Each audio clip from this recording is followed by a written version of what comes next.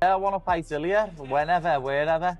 I'd love to come to Bernabeu and punch your face in. You know what I mean? Do it in Spain, in front of your fake countrymen, because you're really German. You know what I mean? I'd love to come and punch your face in front of 90,000 people in the Bernabeu. In enemy territory for me, because the Bernabeu is a shithole. What? What happened? Go The on. UFC is planning for Ilia Topuria to headline its first Paramount card versus Justin Gaethje. That's the plan as of now. You're lying right now. That would mean Pimlet versus Holloway, which actually would fix a lot of the weird order of things. Ilia Topuria is making the news again, but this time not because of fight news. Rumors have been circulating that he's broken up with his wife. The news immediately ignited in all corners of the MMA universe as fans swarmed social media in shock. But the most shocking thing of all is what Ilia did in response. Rather than slipping away, he went boldly online threatening that no one is safe. That messages everyone saying the same thing. A heartbroken, furious Topuria may be the worst version yet, and that's not good news for anyone facing him next. A fired up and emotional Topuria can be a total terror in the cage. So, who's next for the rampaging Ilia Topuria? Early rumors pointed towards Arman Tsarukyan, a fight fans would have loved to see. But Dana White recently put an end to that notion by making the announcement that Arman will be competing against Dan Hooker at UFC Qatar in November. First time, we are headed to Doha, Qatar. November 22nd at the ABHA Arena. And the main event will be the number 2 ranked lightweight contender Arman Tsarukyan taking on number 6 ranked Dan Hooker. Co-main event is going to be former champ and number 1 ranked contender Bilal Muhammad taking on the number 6 ranked Ian Gary. So there you have it. November 22nd at the ABHA Arena in Doha, Qatar. Our first time ever there. I'll be there. I'll see you there. Dana White did make one thing worth noting, however. He did confirm that Tsarukyan versus Hooker fight would be a number 1 contender bout. So whoever wins that one will be getting the next title shot. It's a great opportunity and makes way for Ilia's next step. Dana, earlier this week, you scheduled Arman Tsarukyan to fight Dan Hooker in November. Yeah. And will the winner of that fight become the number 1 contender in the lightweight division? Will the number of that? Yeah. Yeah. Thank you, Dana. You're welcome. Now, the spotlight is turned to 2 giant names, Paddy Pimblett and Justin Gaethje. Paddy has been barking his orders at Ilia for months, genuinely interested in getting that matchup. He stated in public that fighting Topuria at the Santiago Bernabeu in Spain would be a dream come true. Having 2 fan-favorite characters go head-to-head in one of the most legendary stages of football is too good to be true. And for the UFC, it would be a worldwide event waiting to blow. I want to fight Ilia, whenever, wherever. I'd love to come to Bernabeu and punch your face in. You know what I mean? Do it in Spain, in front of your fake countrymen, because you're really German. You know what I mean? I'd love to come and punch your face in front of 90,000 people in the Bernabeu.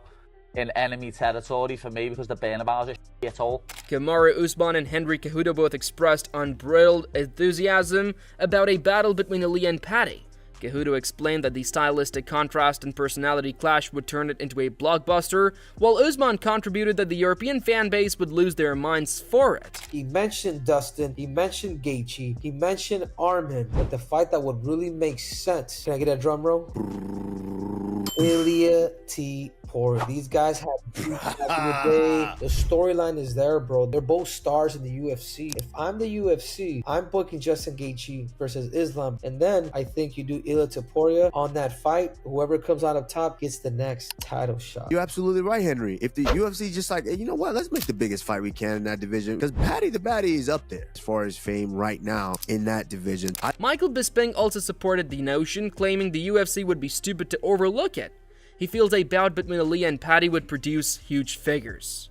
Bisping labeled it the perfect fight between a technician and a showman, and in his opinion, despite Ilia likely being the overwhelming favorite, Paddy's personality and popularity base might turn it into one of the biggest events of the year. That certainly hasn't become a champion, but still he's a threat to anybody, okay? And for the UFC as well, if you think about it, right now you've got Paddy Pimblett, who's ridiculously popular, who's saying all the right things, by the way, when it comes to Ilia. He's saying that he wants to hurt him. We'll get to that in a minute. But Paddy's star is massive, okay? You want to capitalize on that right now. And and you would have put him against Ilia Topuria. Ilia Topuria, by the way, is the most followed fighter, current fighter on the UFC roster. The man is an absolute superstar in knockout power. He's got the submissions, the wrestling, he's got everything, okay? And you put him against Paddy Pimblett, I'm telling you, that will do ridiculous blockbuster numbers. So Justin Gaethje, though, wasn't too happy about all the Paddy chatter.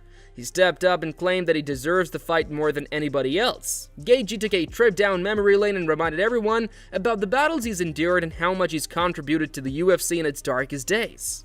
He feels that if there's a high payoff fight to be had with Topuria, he's the one who's deserving. Yeah, I mean, that's the fight that I want. You know, obviously I'm biased. I'm going to fight for what I feel like I deserve. But he feels the same. She feels the same. We're all biased towards ourselves. It's me or Armin. I believe somebody has to fight him this year, and I think I'm in a better spot than Armin, so someone's gonna fight him. I hope it's MSG, New York City. I get to fight him, and then I get to defend it on the White House lawn. That's what I'm planning for. It looks like Gaethje's dream may actually be on the way. Spanish MMA analyst Alvaro Colmenero recently broke that the UFC is set to make Justin Gaethje versus Ilia Topuria the first big show under the new deal with Paramount in January. And what better way is there than by having Ilia defend his pride against one of the most aggressive fighters in the history of modern MMA? Mighty Mouse was the first to respond to the possible bout and did not wait to provide his prediction. He predicted that Ilia Topuria would most probably secure a comfortable knockout victory over Justin Gaethje. In his opinion, Justin's fighting style is walking into Ilia's trap and disaster may be the result. Mighty Mouse cautioned that Justin Gaethje's willingness to roll the dice could get him burned severely by someone as precise and powerful as Ilia Topuria. His opinion became an instant sensation, fanning the flames of heated discussion among fans. What? What happened? Go The on. UFC is planning for Ilia Topuria to headline its first Paramount card versus Justin Gaethje. That's the plan as of now. You're lying right now. That would mean Pimblett versus Holloway, which actually would fix a lot of the weird order of things. Why Justin Gaethje? You saw that as well, Nick? Gaethje said he would retire if he didn't get a title shot. Well, if we're gonna go at that, I got Ilia Topuria knocking him out. Yeah, same here. I just feel after you've been dropped so much and you're gonna fight somebody who's a deadly striker, great wrestler, who has a chin, who's willing to put himself in the fire to land that shot, and not just the shot to the face. Let's not forget about Ilia Topuria's body work as well. MMA Guru had similar views as well, opining that the fight is a sure win for Ilia, though he said he admits it is slightly disappointing. As per him, the initial Paramount card should have been Ilia versus Paddy, not Ilia versus Gaethje. Guru believed that the UFC lost out on the chance to have a cultural moment with that fight, and he claimed that although Justin is a better fighter, Paddy versus Ilia would have been an incredibly more exciting show for fans globally. We've been left with no other choice but this. It's this or giving Paddy Pimblett the title shot, and Gaethje's ranked higher than Pimblett, and to be honest, Gaethje's more deserving of a title shot than Pimblett. It's unfortunate. I think Pimblett would be a bigger fight. I think that would be something where you could say, okay, well, at least it's silly, but this is a blockbuster pay-per-view event. But I think this is a bad standard. First of all, I think Ilia Topuria is going to absolutely destroy Justin Gaethje, and you know what? He might be going out there with some vicious intentions because there's rumors that Ilia Topuria and his wife just broke up. So there's going to be some extra spice on those shots that he's throwing at Justin Gaethje. Guru went further, voicing discontent with the direction of the UFC. He stated that reserving this bout sends a negative message regarding title fight levels. To him, Gaethje receiving the bout after recent losses does not make sense from the standpoint of rankings. Guru feels that the company should have held onto the more creative and fan-appreciated choice in Paddy versus Ilia. I don't like this. I don't like what this says for the rest. This tells me that fighters can get into the top 5 and sit there until their turn comes around and the UFC has no other choice.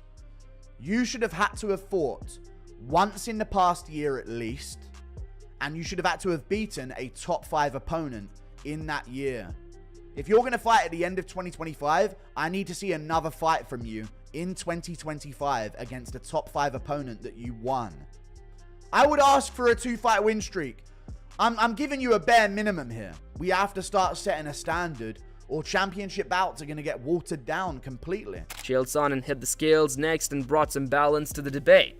He stated that though the Paddy fight would have been all entertainment, Justin has really earned his place. Sonnen reminded everyone that Gaethje went out of his way for the UFC several times when they needed him the most. This fight, in Chael's opinion, is sensible from a competitive standpoint, even if it's not the most glamorous choice on paper.